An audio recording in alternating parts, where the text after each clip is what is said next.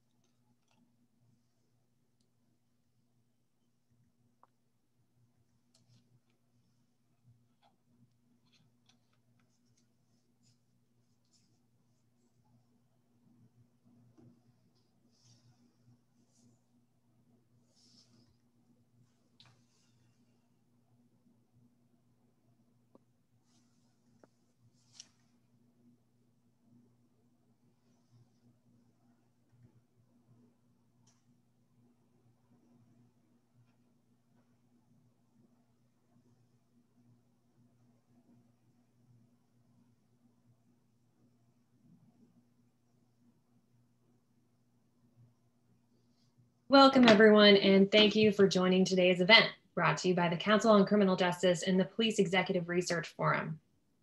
Over the last year, our organizations, the field, and our entire nation have been immersed in ongoing discussions about violence, policing, and public safety, made all the more current by the recent events in Atlanta and Boulder.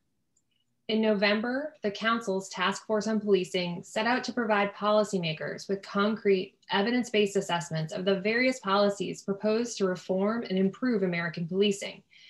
Representing a diverse cross-section of expertise, the task force's members have applied data, evidence, and firsthand experience as they weigh the effectiveness of proposals to better serve both our communities and our officers. Today, the Council's Task Force on Policing releases its latest assessments, focused on the critical issue of officer training, on how they approach their role, their community, and the sensitive encounters they confront as part of their job. Today, we'll hear from task force members and expert guests on their work and what policymakers should take away from these assessments. I'm Abby Walsh, the Vice President here at the Council on Criminal Justice. If this is your first Council event, welcome. The Council is an independent, nonpartisan think tank and invitational membership organization. Through our membership, our analyses, and task forces like these, the Council serves as a center of gravity for the criminal justice field. Before we begin our program, just a few notes. We are joined by more than 400 participants today, including policymakers, the public, and the media. To ensure a quality experience for everyone, all lines will be muted, but we still want to hear from you.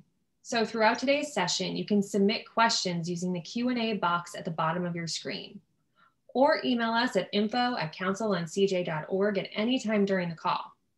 You can also join the discussion online on Twitter at CouncilOnCJ. We will take as many of your questions as possible at the end of today's session. With that, I'm delighted to introduce Nancy Lavine, the Executive Director of the Council's Task Force on Policing. Nancy? Thank you, Abby, and good afternoon, everybody. I'm delighted that we have three distinguished panelists here with us today to talk about the task force's findings on training and entertain questions from the audience. Our first two panelists, Lou Dekmar and Colette Flanagan, are task force members. Lou is the Chief of Police of LaGrange, Georgia Police Department. He's been in the field for nearly 30 years. As a police executive. He is also the former president of the International Association of Chiefs of Police and former chair of CALEA, the Commission on Accreditation for Law Enforcement Agencies. He's a strong proponent of community policing. And Lou, I think I've said this to you before, but whenever the task force is talking about what should happen and what police should do, you're saying, oh, we're doing that in my agency. So it's really great to have your perspective and your leadership, both in your agency and in the field. Colette Flanagan is another task force member. She's the founder of Mothers Against Police Brutality, which she established in 2013 after her son, Clinton Allen, who was killed by a Dallas police officer. Clinton was unarmed at the time. Colette is a former IBM executive, and she's built Mothers Against Police Brutality into a leading advocacy organization. And in fact, just a few minutes prior to this event, she was presenting to the United Nations. She's also presented to Congress, demanding an international response to police violence. And last but absolutely not least is a longtime friend in the field, Chuck Wexler. Chuck is the executive director of the Police Executive Research Forum. He's been in that role since 1993. He has experience as a police officer himself. He's been at the forefront of conversations about evidence-based policing for ages now, and leads a robust collection of staff at PERF that does a lot of research. They do consulting. They do executive placements, executive education, and they were the chief architects of ICAT, which is a model of de-escalation training that we'll be talking about today. So today marks the release of the second set of assessment briefs from the Task Force on Policing. We're releasing them in buckets in different topical areas. And this collection examines different types of training. We look at national training overall, and then we look at de-escalation, procedural justice, and implicit bias. And when I say we, it's really the collection of task force members, which are 11 in total and represent a diverse array of perspectives and experiences and expertise. Let's first look at what we found overall. I'm just going to do a brief overview so you know what we're drawing from as we discuss these topics today. And just important to underscore that something about this task force that's perhaps a little bit unique is that we're really following the evidence. So it's not bringing a collection of really smart people together in a room and saying, dream up how you think policing should be different, but digging into the research evidence and also the professional expertise and lived experience of task force members. So the first topic is on effective police training overall. So doing a scan of practice, looking primarily at basic training or training for recruits, and recommending that there should be national trainings and certification standards because there's a high degree of variability in the type of training that police get from agency to agency. And we know there's about 18,000 different law enforcement agencies out there. So having standards will assure that all officers are getting the same skills and knowledge that they need to police in a constitutional, unbiased, and equitable manner. The task force focused on how training should have more emphasis on communication skills rather than just a lot of training is primarily use of force and less on communication skills. And right now there's less of a focus on average on the most common encounters that police have. There's a recommendation there about how delivery mechanisms for training should be updated and comport with what we know about training in other disciplines and practitioner contexts. And that training alone is not enough. And I'm not going to steal Lou's thunder on that because he'll talk about it later. But then the next slide digs into recommendations on each of the specific training modules that the task force assessed looking at the evidence. And they absolutely recommend implementing de-escalation training and having de-escalation concepts be integrated into all facets of departmental policies and practices. The evidence on that is strong, as we'll be discussing today. Procedural justice training, the evidence is not quite as strong, but it shows promise, particularly in terms of how community members view police and their trust in police. So that's also a recommendation. In the context of implicit bias training, however, the task force was less supportive after they had reviewed the research and found that research really doesn't suggest that implicit bias training is yielding its intended impacts in reducing racial biases in policing, and that perhaps other measures looking at departmental culture, looking at the role of supervisors, and looking at the types of behaviors and proactive types of policing that currently happens, maybe reducing some of those low-level enforcement activities might yield better impacts on reducing racial bias in policing. So, hopefully that was a little teaser. I don't want to, again, steal the thunder of the task force members themselves. I'm just here as a representative. of their key recommendations. And so what I'd like to do now is just open it up for conversation. Let's start perhaps with you, but Lou, but Colette, Lou and Chuck and I were speaking earlier, and I want to encourage you to interject if you have something to say. There's no need for me to just call on you to share what you have to say. But we will start, we have to start somewhere. So we're going to start with Lou. Lou, I'm interested in you're sharing a little bit more about one of the task force findings, that there's not a lot of hours dedicated to basic training of recruits in law enforcement. When you look at other countries, when you even look at other professions, including professions that arguably don't have the same level of gravity and don't have the same degree of human interactions as law enforcement officers do. So can you share a little bit more your perspective on that? Well, you know, I think it's a combination of both length of training and the focus of training. For example, the person that cut my hair had 2,000 hours of training. Our dogs, before we turned them loose as part of a canine unit, they received 1,200 hours of training. But nationally, police officers on average receive somewhere between 600 and 700 hours of training. You compare that with a European model, which runs anywhere between 18 years and 24 months, 18 months and 24 months. But I think Germany is 2.5 years. And then when you start looking at what they're training, I don't think they're training the kind of things and emphasizing the kind of things that our officers routinely deal with on the street. For example, homelessness, mental illness, hand in glove, usually with regard to the nature of the calls for service.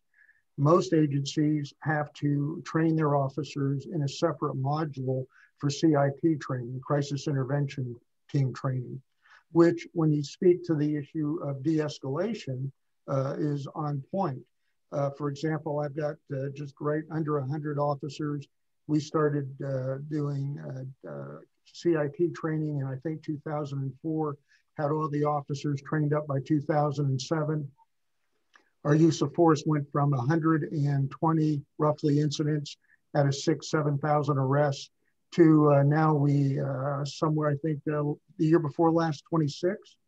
The same de-escalation techniques that are effective with those dealing with mental illness are also effective with emotionally disturbed, people that are just agitated, folks on some sort of mind-altering substance. So I think that's just an example of, you know, the missed opportunities for police academies to focus on those. And that's from everything from when we talk about de-escalation and dealing with difficult populations to the whole nature of community policing. And, you know, it was piloted, I think, in the late 80s when the federal government first became interested in pushing out the notion of community policing. And there was a city that selected a park that had gone into disrepair, was surrounded by elderly housing. They put a lot of resources in there, ran out the homeless, got it all nice and pretty, put out some park benches. And then they went around and surveyed, and the elderly folks in that area said, well, we don't use that park. We've got a walled-in courtyard in back. The walk, don't walk light doesn't stay on walk long enough for us to cross the road safely. And if you really want to help our concern, get somebody out here when we get our checks and cash them, because we're afraid we're going to be robbed. And the key is we have finite resources. The only way we're going to use them in an effective way that creates value is by having those partnerships and that communication. And we don't train that. Lou, I'm gonna let another panelist get a word in, but thank you for that. Lou left off in terms of the conversation about relationships with the community. Can you share your perspective about relationships with the community and the police with regard to training? Oh, you're on mute. There we go. Sorry.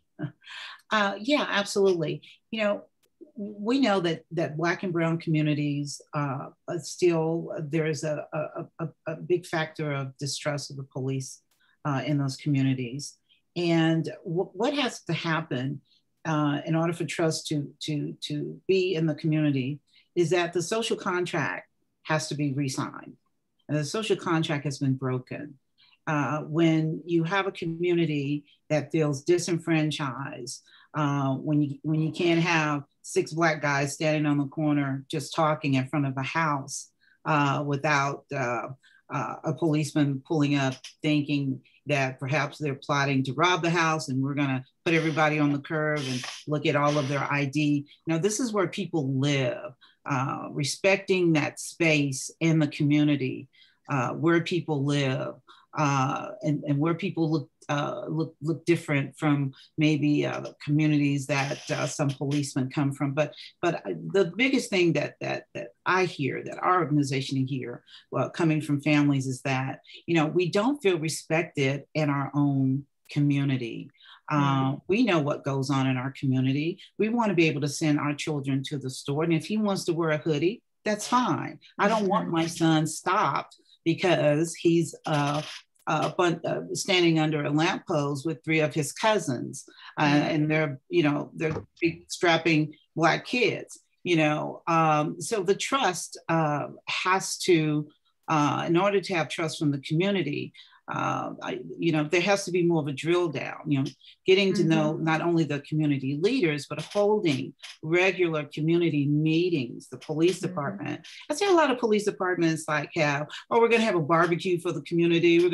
Communities don't want that. They want substance, things that they can measure and feel respected in their community. So it sounds like then, because the topic being training, that there might be ways to involve community members in training and maybe require that officers get to know the communities they're assigned to.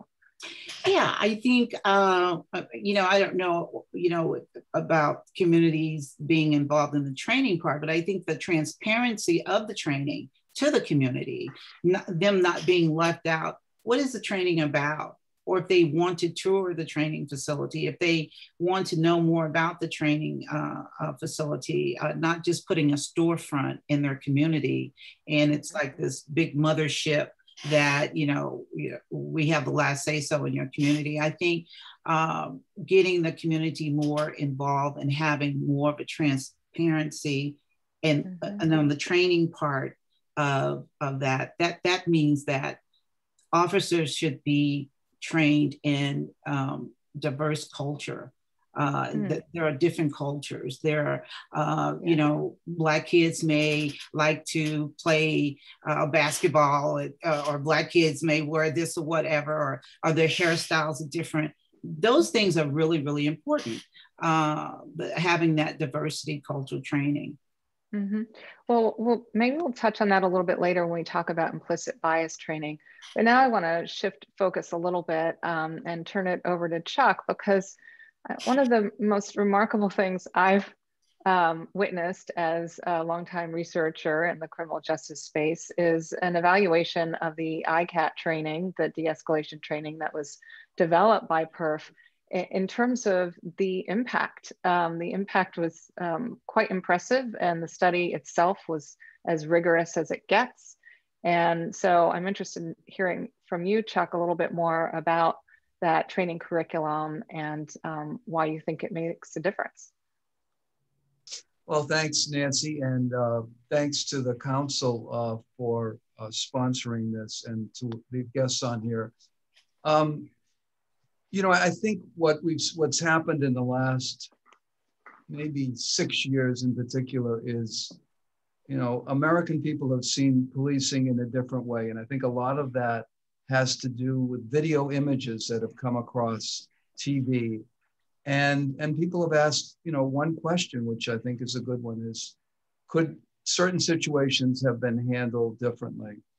And I think we go back to those visual images, which are so striking. And at the same time that was happening, the Washington Post was doing a major investigation on use of force.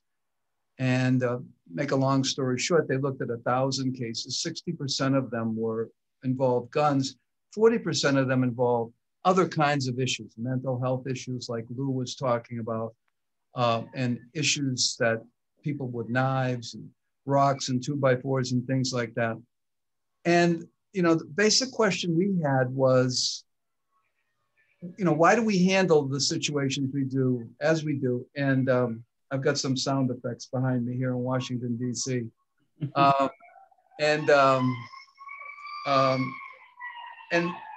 many of us were looking around, and I, you know, some of us were over in Europe and we were in Scotland, and the police don't have guns there, and they handle situations, the 40% that don't involve firearms, very differently than the way we do. And that got us to thinking. And I want to say one thing, Nancy, about the PERF training. I have to give credit to the police departments of America who contributed to it. We were the ones that organized it, but we took the best and the brightest police thinking. And by the way, your introduction, you said I was a police officer. I should only be so lucky to have been a police officer. I wasn't. I was a professional. You were at Boston PD. Yeah, but as a civilian. I was, no, not a civilian, a professional member of that department. We don't use that word civilian anymore, Nancy. Okay. We one of our columns, we said, we don't want to disparage those people in departments. We want to call them professionals. Very so nice. Anyhow, so there you go. Didn't think you'd get into that with me, did you? But anyhow, so this training really came about. It's very intuitive, right? It's really about how do you take situations. A mother calls you to her house, her child is out of control, right? What does that mother want? That mother wants you to get her kid in control. The last thing that mother wants you to do is to take their life, right? So you start with the sanctity of human life as a fundamental issue. And so much of this training is also cultural. It's about thinking about things in a different way. And certainly, the evaluation that was done by Robin Engel, University of Cincinnati, random control study, really independently, under the auspices, I might say, of IACP, independently looked at how police officers in Louisville handle these situations. What was so astonishing about the results, because let's face it, Nancy, you're a researcher.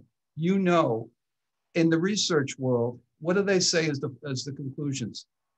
No statistical significance, more research. And we need more research. And we need more research, right? Those three things. So when the results came back, reduction of use of force, but here was the astonishing one. When we first started 5 years ago, people said, you're going to get cops hurt, right? That was the first thing they said, you're going to get cops hurt. Amazing result was less injuries to suspects, and the highest percentage was less injuries to cops. Yeah, so, which is very important, especially in getting buy-in, right? Because I think a lot of the, I'm just going to state this, and you can tell me if I'm wrong, and any of you can, but it seems to me that, like, from the perspective of a police officer, it's like, what's the flavor of the day or the month? Like, you know, new chief comes in and it's a new initiative, or something happens and it's like, let's introduce this training or that training. And so I imagine that there's a fair amount of cynicism when you introduce new trainings into departments, and to be able to hold up the ICOT evaluation and say, you know, this not only reduces use of force, but protects you, I think could really get their attention. One of the parts of the evaluation was how much the cops like the training. And Lou would tell you, it depends. Training, it depends. If you ask police officers, do they think this training is good or bad? You get it all. But when they like something, it means they're going to own it. It means they're going to take it upon themselves, because no police officer wants to get in a use of force situation where they have to use deadly force. Most cops don't ever in their career. So if you can teach them how to diffuse something so they go home safely, it's a win-win. Great. Lou, I'm going to turn it over to you. Now, we looked at procedural justice training as well. I'm wondering if you could share a little bit where you see the intersection between de-escalation and procedural justice training, and why do you think both are important? Well, I think Colette makes an excellent point, and that is that one of the, I think, basic premise of officers being to effectively serve is understanding the community that they're serving. And what we found is by combining historical policing, not just nationally, but our own history here, and constitutional policing and procedural justice, and bringing community members in that can share why they feel about the police they do, much of it rooted historically 2-3 generations ago of things that have occurred. And there's been no sort of responsibility acceptance by the agency. I know I've had police officers that have been raised in this community and never dawned on them, you know, the impact of discrimination. They just accepted it as a way of life. When they became a certain age, they went one way for the white pool, and the black kids went another way for the pool set aside in the black community. So it was just a way that that was a way of life. And so when you have folks that come in and explain the damage that's done, what you start creating is empathy. And when you start creating empathy, then what you do is you look for other alternatives than putting hands on somebody. Yeah. Not every Colette, situation is a hand. Thank you. Colette, what do you think about this empathy argument? Does that resonate with you and your experiences? Yes, absolutely. It's as Chuck said, when a mother is in distress that has a child that has mental issues, she's calling the police, like in the case of Jason Harrison in Dallas, to get some assistance, to get him to the hospital to get his medication, not to come and kill him within 6 seconds because he doesn't understand your commands and he's not moving fast enough. You know, empathy is so important. And the other thing that we have to look at is that some people don't have it. Some people, you know, don't have it, but they have a badge. And I think that that's why, you know, things like early warning systems and identifying people who cannot operate in this capacity should not be overlooked, but should be dealt with, perhaps moved to other departments or moved from being a police officer, because that's the only way that you're going to get these new policies that's going to preserve life, that's going to build trust, that's going to make policing safe for our communities and for police officers. Thanks. So, you know, procedural justice training is about officers taking time to, when they have encounters with members of the public, to hear their side of the story or what their issue or problem is, to explain why they're responding the way they're responding, to do so respectfully. A lot of people think it's akin to just being nice, and it's not. It's a little bit more about transparency and respect. And these are all very important concepts, and it's probably not surprising that officers who are trained in procedural justice, the people they interact with are more likely to say they felt good about that interaction, regardless of the outcome. But there's another component to procedural justice that I find very interesting, and that's this concept of internal procedural justice. And that's this notion that what happens inside the agency is super important, that the issues of equity and transparency and trust, if those don't exist inside an agency, it's going to be really hard to ask officers to deliver that same kind of respect and transparency when they're interacting with members of the community. And Chuck, I'm kind of curious to know your perspective on the concept of internal procedural justice and what you know might enhance it. Well, Nancy, I think you make a great point because we expect officers to treat the public in a certain way and listen to the public and give them voice. You know, when an officer stops someone, what's interesting about the outcome is an officer could not give the person a ticket, but spend the whole time lecturing them and talking down to them. And you know what they'd remember? How the officer talked to them, not the fact that they didn't get a ticket. On the other hand, if you had someone who gets a ticket, but then doesn't get a ticket, gets a ticket and then explains a whole bunch of things, they will remember how the officer talked to them. So it's really kind of an interesting dynamic.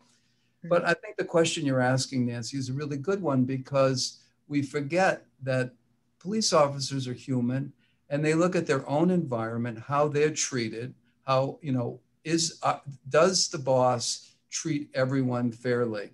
And they use that as a way to say, you know, they're treating me fairly. That's a good model for the community. Conversely, if there isn't procedural justice internally within the department, they become very cynical. They say they want us to do this, but they treat us like that. So I think it's, you know, David Cooper used to talk about internal customers and external customers.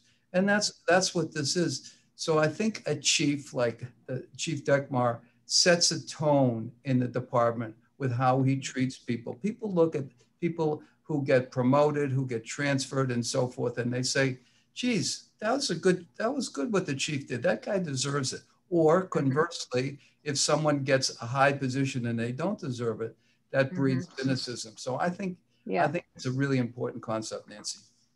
Thanks, and that's related to a point that Lou, you've made in several task force meetings, which is that you can't look at training alone.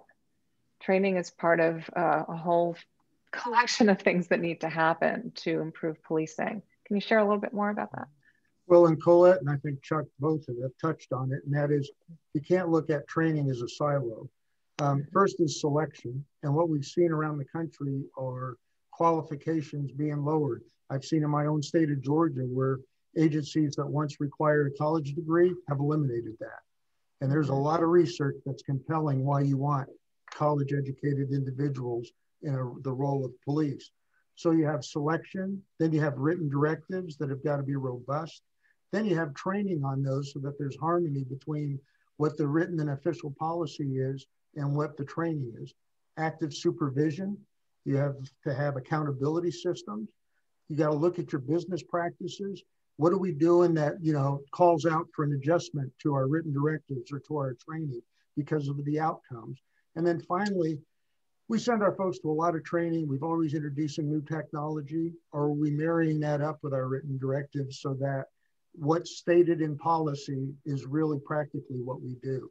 So when training is very difficult just to say, well, if we train, it's going to be enough. There needs to be a significant foundation before we even hit training, and a lot of stuff afterwards. Very good. Colette, do you have anything to add to that? Just quickly, I think both Chuck and Lou hit it correctly, and that is you cannot have a toxic culture within the police department and then expect those officers to have a fair and inclusive and safe culture when they interact with the community. And so that, you know, that's part of the drill down is looking at the fabric of what type of culture is in the police department and leading by example. I think that, you know, that gives the officers, when they're coming in contact with our families, it makes them have a sense of responsibility. Yeah, another research study, Emily Owens et al. Looked at identifying officers that already had an unusually high number of citizen complaints or other, you know, use of force, using an early intervention system, and then having supervisors meet with them one-on-one and just talk about some recent events and talk about how those could have gone down differently. And it's actually a very nurturing approach, and I think underscores the importance of supervisors having a real hands-on role. It's both leading by example, but also a gentle but effective way of holding officers accountable. So that was one I wanted to lift up. Nancy, can I interject? You know, just on that point, what's interesting about what you can do today about what you just talked about is if you have an officer who has a series of complaints, many departments now are having body-worn camera videos. So what you can do is you can have that officer, you can sit down with that officer now, and you can review their body-worn video camera footage. And you can talk to them. You can see how they're seeing the world, how they're treating people, you know, how they're corresponding, rather than simply looking at a form and saying, look, you know, you've stopped a lot of people and so forth, what's going on here? And they tell you what they think. By looking at that video, you can both sit there and sort of kind of think through, well, do you think this was the best way to handle this? Do you think maybe this is why you might have gotten a complaint if you had perhaps you know, use procedural justice and let the person listen. You let the person listen. You know what I'm saying? Yeah, no, it's interesting. Great minds, because I've been talking about the use of body camera footage in that way for a while, because I think that, you know, human memories are not perfect. And so you could have a perception of what went down and talk about it, but until you see how you interacted, I mean, I know I'm always surprised when I look at myself. Probably when I view this later, I'll say, oh, why did I say that? I didn't know I did that. So it gives it's almost a third version of the story that helps, I think would help a lot with the kind of coaching that we're talking about that supervisors can do. But, you know, another thing that's, I think both Colette and Lou have lifted up is issues of bias and issues of cultural differences and histories of racially biased policing. And that, of course, has been really relevant in the moment with so many people of color being killed by the police, and questioning, you know, what needs to change. And implicit bias has been a proposed solution. Now, what the task force in reviewing the research found is that implicit bias training doesn't appear to be yielding its intended impact. And this is looking at some rigorous research that was done in the policing context, as well as research in other contexts. This doesn't seem to be doing anything more than perhaps raising people's awareness that they have implicit biases. So the question for this group is, if not implicit bias training, then what? Well, you know, relying on, I guess it was 1920s research, the Hawthorne effect, you get what you look at. So you have processes within the police department that does the body cam reviews. We've had body cams for 11 years. Supervisors have to look and document randomly, division commanders, Office of Professional Standards. And if you start seeing interactions that cause you concern, then you do an intervention. You do citizen surveys, transparency. If somebody comes in and makes a complaint, the supervisor will call the officer in, have them download it, and then the supervisor will review the video with the mother that said her child's been hassled.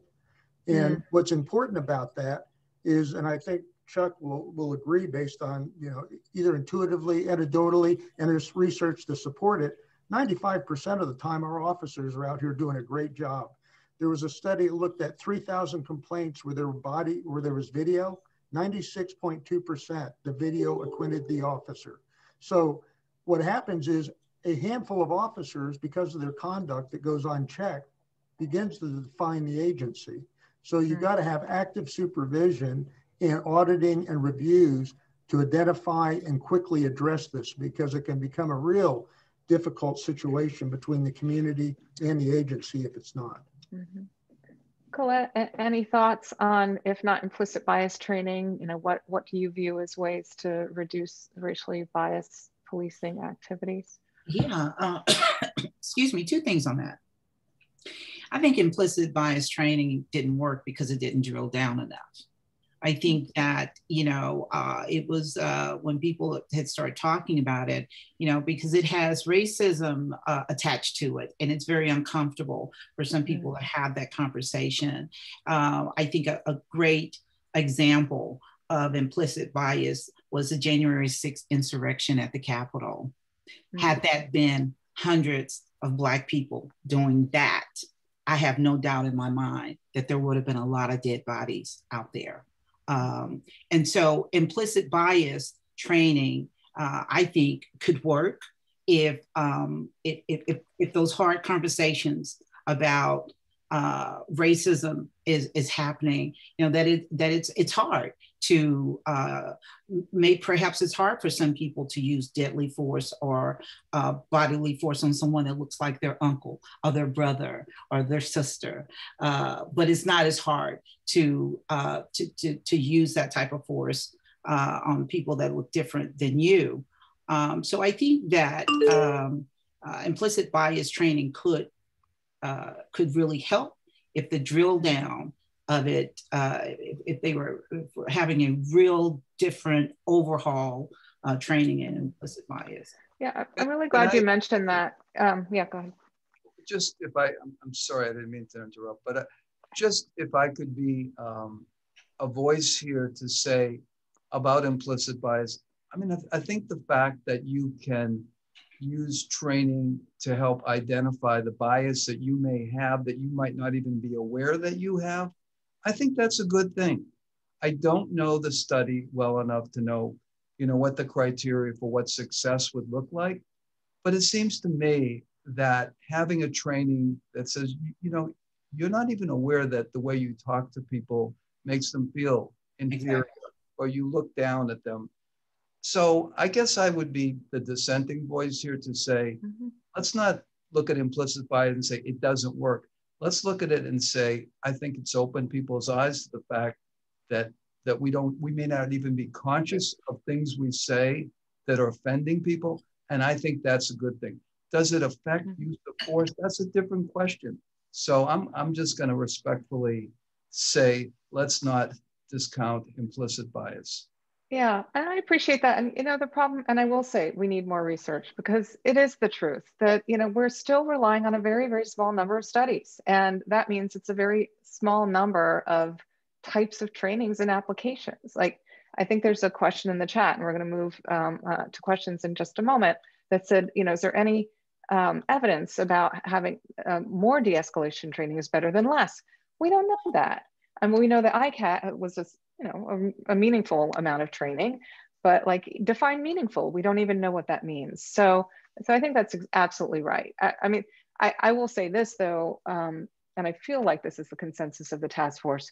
We know that people have limited training dollars and hours to work with. And so, all things being equal, if you're going to invest that time in anything, we'd prefer to see de-escalation being prioritized over implicit bias training, because there's some good evidence that is making a difference. But I also think trying to find ways to integrate these concepts into the same training and carrying it through everything that officers learn, both in basic training and in service training, could have an impact. But we don't know, because we don't have enough research. So I'm turning it over to Abby. Oh, sorry, Liz. Oh, I was just going to say, the other component though, when you say training that's important, you've got to do all the time, and de-escalation should be reinforced every year through case studies, which create benchmarks of expectation of performance, learning by error, if you will. So I just don't think you can have an effective de-escalation training program if you're not looking at it every year, and if you're not, and as those bad cases come, you're pushing it down in the roll call, saying, this is not the thing we need to be doing. Yes.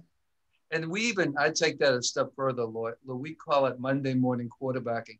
In policing, they used to say after an incident would happen, we're not going to Monday morning quarterback this thing. We don't say that anymore. We say, take the video from Rochester, take the video from Kenosha, and show it to your officers and say, what would you have done in this situation? How would you have handled this differently? We don't disagree. I better memorialize that, Chuck. Abby, you have some questions for our panel. Yes, we sure do. And thanks to everyone who's been submitting questions in the Q&A. We have many of them. We're going to do our best to get to as many of them as possible today, but certainly encourage everyone here to keep them coming. And thank you for the conversation that's going on there. My first question that I'm going to offer is to Colette. And we've talked quite a bit about the importance of police practice and training, incorporating the perspectives and experiences of the community. From your experience and perspective, are there particular cities or states that you think have done a particularly good job at integrating community viewpoints into their training? Not that I can mention offhand. I think Lou is probably one of the few chiefs that I know that really has tried to drill down. I think most of the community involvement and training that we see from police departments, it's always a soft shoot, going in, having these barbecues and basketball tournaments and having coffee and donuts with a cop. So I have not seen, unfortunately, many police departments that have been successful with that. Thanks for that answer. Lou, Chuck, Nancy, you're all welcome to jump in with your perspectives if you have any examples that you might think of as well. Well, I think the success in Camden, talks a lot about how, police have changed the culture, developed a relationship with the community that has sustained itself, have reduced use of force, reduced crime. I think it's a great model. Well, but to your point, Chuck, the Camden model was only created when they threw away the old one. I mean, they had to create a new police department because of the inherent political obstructions created through union contracts. And so it's a whole issue of culture and being able to affect it. And if accountability systems are gone, then all the training in the world is not going to address this. And I think you'd agree. Yeah, no, and I think, but I know Camden very well. Scott Thompson, it was the union contract, but it was about his leadership, about his setting the tone, about recognizing that, they had to win back the community. And I think, we need more examples like that. But you're right. It's not possible to get rid of a police department and start another one. I mean, look at Minneapolis today. That nobody is talking about the defund movement in Minneapolis now. They're talking about how do they take the department they have and deal with it. And it's very difficult issues, crime in Minneapolis, in the 4th precinct, in the 3rd precinct is just, carjackings and so forth. So the community really wants good police. I mean, that's the thing. And I think Mrs. Flanagan would agree with that, is that, at the end of the day, the people who need the police the most tend to be people who live in impoverished areas and come to depend upon them in ways that others don't.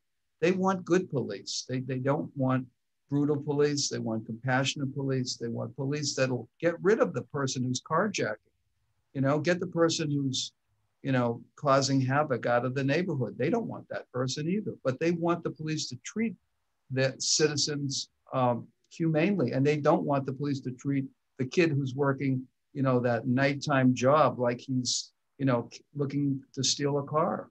So do I have it right, Mrs. Flanagan? Would you? Absolutely, yes, absolutely. And there is the balance. And that's where the tough conversations, have to really happen. And I think police forces, police departments, they think that they have an idea topically what communities want or how happy they are, but they never really continue to drill down. It's an ongoing process to make sure that the communities are really in line with, what the departments are doing. Like when there is a police shooting and there is video, release it, be transparent. And that's not happening in the Black communities unless, they have to protest, that hundreds of people have to get together. When those policies within police departments start to change and there's more transparency, the trust will come. And that's when, you have that accountability that communities are looking for. And that's when communities feel good and they feel like they can trust police departments, with the transparency. So I do agree with what you're saying. Thank you so much. This is great to watch this conversation flow. I love to see all of the panelists getting into this question. My next question, I'm going to come to Chuck first on. Like so many other areas of criminal justice policy, when we look across the nation, training and law enforcement is a patchwork. From your perspective and your work, why do you feel that some states require so much less training than others? And why the resistance to national standards, especially if there's still some discretion for localities to customize to their needs and resources? Any perspective on that? Well, I think, look, Lou was president of IACP. IACP is the largest police organization. There's 18,000 police departments in America. Many of those departments are small departments, medium-sized, large. When people talk about national standards, one of the things that's unique about our country is, unlike the UK or Germany or Israel or some of these countries, they can have one police force or just a few large. When you have so many police forces like this, it's a challenge to think, does a rural community in Illinois need the same thing as the New York City Police Department? Do you give them the same training? I mean, do you have national standards, or do you say, let's start with a core curriculum? For me, you know, the fundamental part of training should be about teaching people how to think about issues that you may not even imagine. No one would have thought some of the issues today that we're facing today. So I think, you know, I think training fundamentally has to change. It hasn't changed in 25 years. We want to produce people who can come out of the policing world and think, you know, use our critical decision model, which basically talks about the values of a department and gets people really engaged. And I think we should think about training as not this one point in time, but as Lou said, very good point, is that when things happen, bring people in, talk about it, have this open discussion. I think as Mrs. Flanagan would say, it's better to have, you know, we're talking about, you know, implicit bias training and so forth. It'd be better to have a group of people in a squad room, talk about an incident that happened, show them the videotape, and then have someone who can moderate a discussion about how should we look at that. That's when training is going to have an impact on the real world. Right now, training is very siloed. It hasn't changed fundamentally. And it's the last bastion of the culture of policing, because what happens when someone gets out of that academy? What does that cop say to him when he gets that field training officer? He says, forget everything you learned in the academy. Why is he even saying that? Well, for good reasons and bad. The bad reason is he thinks that training didn't relate to what happens on the street. Now that can be for good reasons or bad reasons. But I think that the reality is we have to come to face that the problem that we face today is our training is outdated. And I think, you know, I'm not going to say everything's outdated, but I think we can do better. You know, and Chuck hit a point that I don't think enough people appreciate. 75% of all police agencies are 50 or less. And we have over 100,000 or over 1,000 agencies that are one full-time police officer agencies. And so trying to paint with a broad brush is ineffective when you think about the wide disparity in just the numbers and the nature of the work. But there is a role the federal government might play, yes, Mm-hmm. in incentivizing training standards, compliance with training standards, and training content. Yeah, constitutional issues should be core in any department of any size.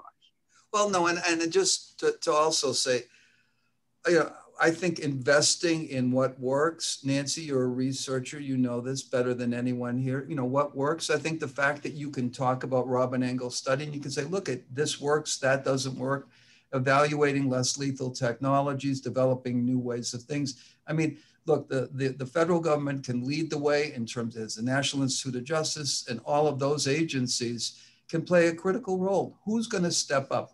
Thank God for the private foundations in our world that help us all. We don't invest the kind of funding that could really, you know, make things better.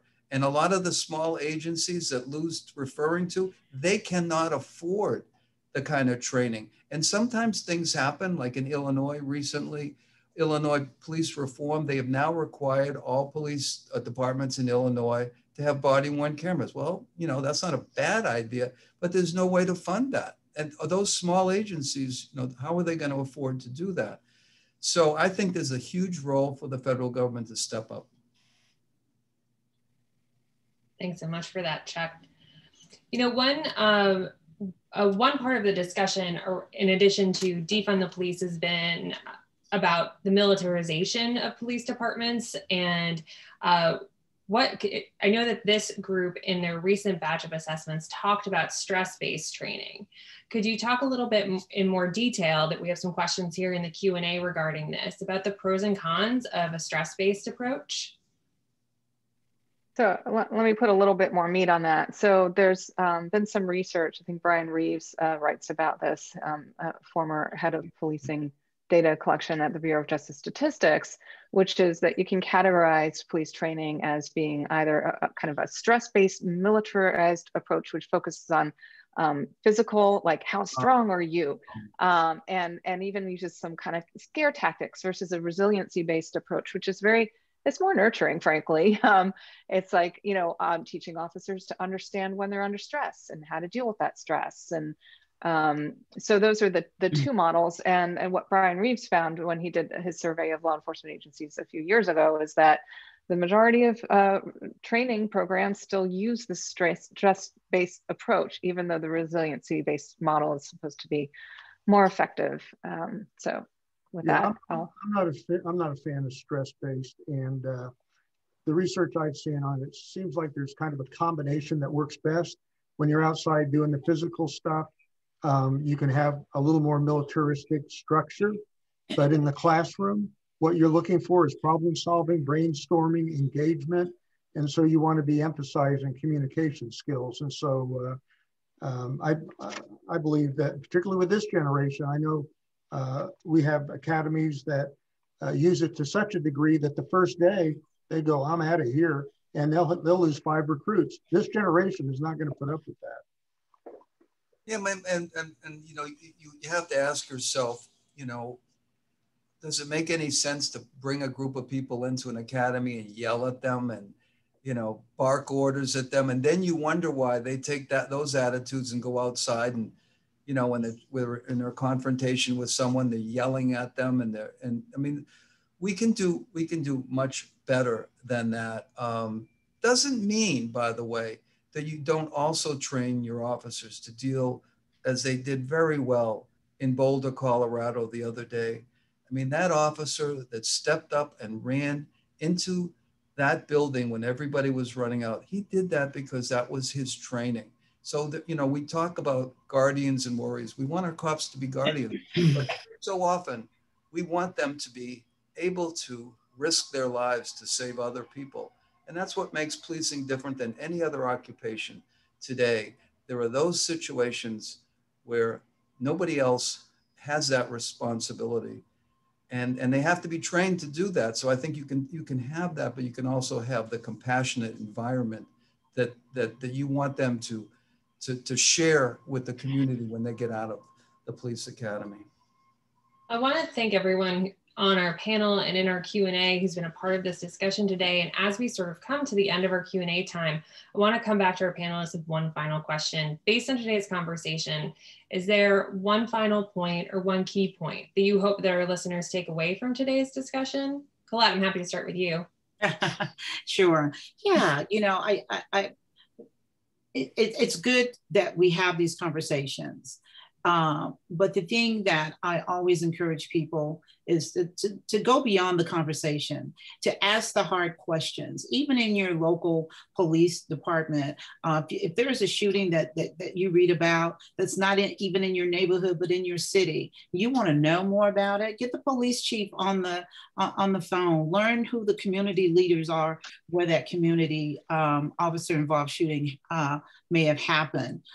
We have to go beyond table talking. We have to get involved. Thank you, Colette. Lou, do you have a final thought you'd like to share? Yeah, you know, policing is evolving. And I think the point to remember is there's 20,000, I believe, 647 names on a wall in Washington, D.C. that represents the ultimate sacrifice that our officers have made. And we honor them when we look at what we do, and we continue to evolve in a way that we do it better tomorrow or today and as we go to the future than we did yesterday. And so I think these kind of conversations, this kind of research honors the sacrifices that these officers have made. So thank you. Thank you very much. Chuck, a thought from you? Well, you know, just to kind of reflect real quickly that I don't think policing has faced as many challenges in 2020 into 2021 as we have. I mean, if you go back for COVID-19 and, you know, the number of officers, 50 officers in New York, 50 members of the New York City Police Department that died, 10,000 members infected with COVID-19 across the country. Then the George Floyd incident and all that came out of that. Then the demonstrations that came out of that.